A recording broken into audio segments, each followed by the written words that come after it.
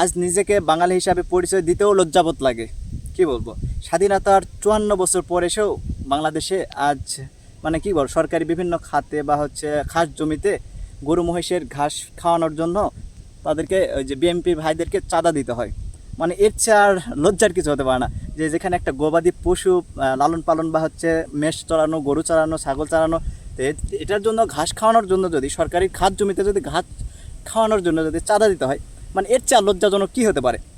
এতে তো কৃষকরা নিজেরা স্বাবলম্বী হচ্ছে এবং দেশের চাহিদা পূরণ করতেছে, এবং তারাও দেশের জন্য অনেক ভূমিকা পালন করতেছে, অর্থনীতি অনেক সচ্ছল করতেছে।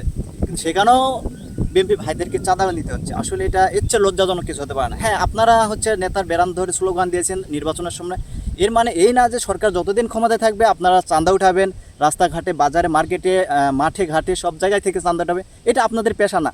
আপনারা কি জানেন, কোনো কাজ ছোটো না। আপনিও প্রয়োজনে একটা গরু, একটা মহিষ, একটা ছাগল পালন করেন, একটা মুরগি সেট করেন, মানে যে কোনো একটা কাজ করেন, উদ্যোক্তা হন, তাহলে ওটাই বেটার আমার কাছে মনে হয়। কিন্তু আপনারা যে এই যে চাঁদা উঠাচ্ছেন, এটাকে অনেক বড় প্রভাবশালী মনে করেন না।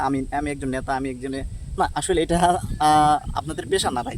আপনারাও এইরকম উদ্যোক্তা হন, আপনারাও দেশের অর্থনীতিতে দিকে ভূমিকা পালন করেন।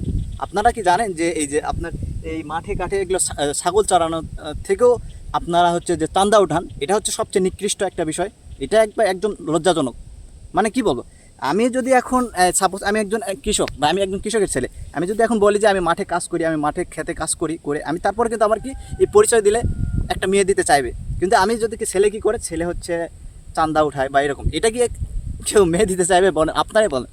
মানে এটা অনেক লজ্জাজনক। আর আমাদের সরকার কখনোই, কোনো সরকার বলে না যে তোমরা চাঁদা উঠাবা, এটা করবা, আমার ব্যানার ধরে তোমার স্লোগান দিয়েছো এই জন্য তোমার চাঁদা উঠাবা, এটা কখনোই কেউ বলবে না। কারণ এটা তার নিজের ইগোর একটা প্রবলেম হবে, এবং তার যে ব্যক্তিত্ব, এটাতে আঘাত পাবে। এবং সে যে দল করে, বিএনপি, আওয়ামী লীগ, জামাত, হ্যাঁ আমি জামাত করলাম কিন্তু করে আমি খারাপ কাজ করলাম, এটা ট্যাগ লেখা, এটা জামাতের আঘাত পড়বে, মানে এটা ব্যাঘাত করবে। এই জন্য মানে যে দলে থাকে কেন না কেন, আমরা ভালো কিছু করার চেষ্টা করবো, আমরা দেশের জন্য করার চেষ্টা করবো, দেশের মানুষের জন্য করার চেষ্টা করবো।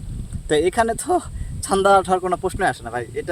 এটা আমাদের পটুয়াখালী সহ আরও দেশের কয়েকটা জেলা উপজেলাতে এরকম ঘটনা ঘটেছে, যে গরু মহিষকে ঘাস খাওয়ানোর জন্য তাদেরকে প্রত্যেকটা মহিষের বাবদ 200 টাকা করে চাঁদা দিতে হচ্ছে।